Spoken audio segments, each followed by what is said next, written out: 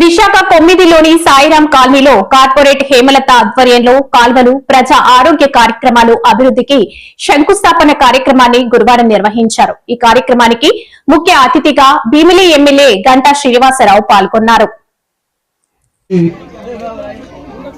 నమస్కారం. ఈరోజు 5వ వార్డులో ఒక పండుగ వాతావరణం నెలకొంది. ఎందుకంటే గతంలో ఎప్పుడూ లేని విధంగా ఈ ఒక్కరోజే దాదాపు 12 కోట్ల రూపాయల పనులకి మనం శంకుస్థాపన చేస్తున్నాం. అంటే అందులో 6 కోట్ల రూపాయలు పబ్లిక్ హెల్త్, అలాగే మరో 6 కోట్ల రూపాయలు అండర్ గ్రౌండ్ డ్రైనేజ్ సంబంధించి మొత్తం దాదాపు 22 రకాల పనులు 12 కోట్ల రూపాయలకు పైగా ఈ రోజు మనం ఇక్కడ శంకుస్థాపన చేసుకోవడం జరిగింది.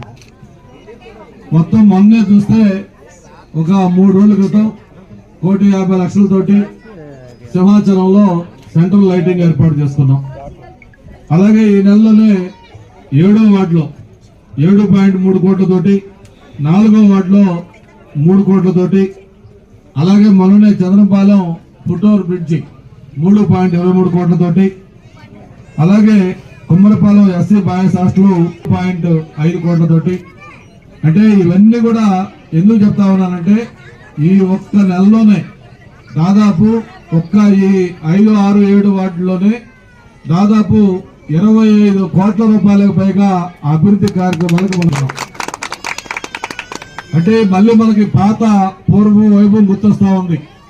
2014-19లో ఏదైతే ఆ రోజు 4,700 కోట్ల రూపాయలతోటి అభివృద్ధి అంటే ఏంటో అందరికి తెలిసే విధంగా ప్రతి ప్రాంతంలో కూడా అటు గ్రామాల్లో కానీ ఇటు వార్డుల్లో కానీ ఆ రోడ్లు కానీ డ్రైన్లు కానీ లేకపోతే కమ్యూనిటీ హాల్స్ కానీ పార్కులు కానీ స్కూల్ బిల్డింగ్స్ కానీ ఇట్లా ఎక్కడ ఏది అవసరం వస్తే అవన్నీ కూడా మనం కార్యక్రమాలు చేసుకుని అభివృద్ధి అంటే ఏంటో అందరికి తెలిసే విధంగా ఆ రోజు మనం చేసుకున్నాం.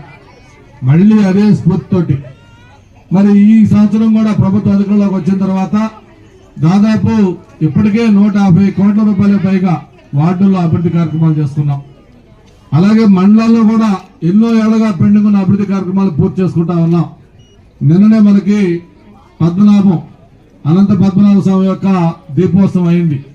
దాదాపు 2.5 లక్షల మంది భక్తులు దీపోత్సవానికి వచ్చారు. గతంలో దీపోత్సవంకి వస్తే అంతా అక్కడ గందరగోళంగా జరిగేది.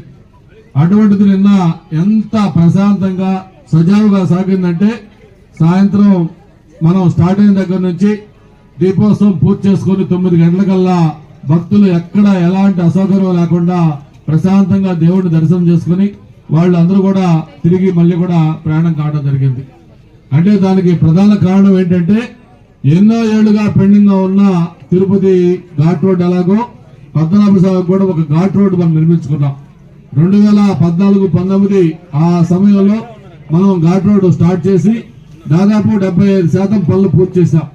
కానీ దురదృష్టం ఏంటంటే ఆ తర్వాత వచ్చిన వైసీపీ ప్రభుత్వం ఆ 5 ఏళ్లలో మిగిలిపోయిన ఆ 25% పనులు కూడా కంప్లీట్ చేయకపోతే మళ్లీ మన ప్రభుత్వం వచ్చిన తర్వాత ఈ 16 నెలల్లో దాన్ని కంప్లీట్ చేశాం.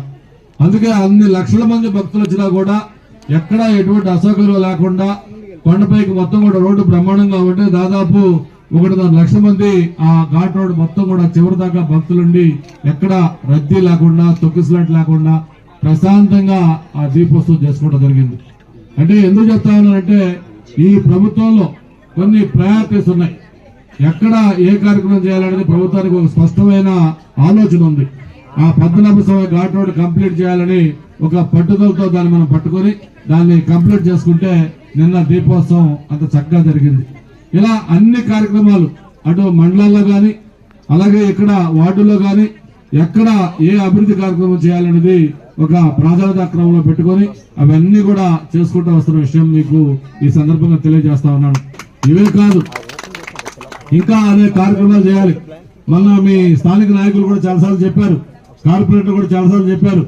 ఏదైతే గతంలో మనం స్టార్ట్ చేసి అసంపూర్తిగా ఉన్నాయో మాస్టర్ ప్లాన్ రోడ్స్ చాలా ఇంపార్టెంట్ అయినాయి.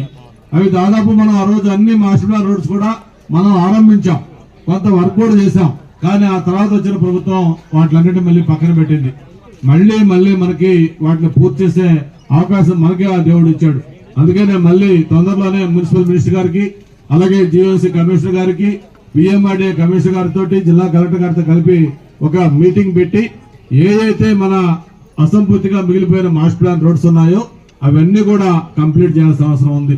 మన రావులపాలెం 3 రోజుల పాటు ముఖ్యమంత్రి గారు, యువ నాయకులు లోకేష్ బాబు గారు మొత్తం కూడా ఉండి ఒక పండగ వాతావరణంలో మొత్తం పెట్టుబడుల వరద మన ఆంధ్రప్రదేశ్కి వచ్చింది.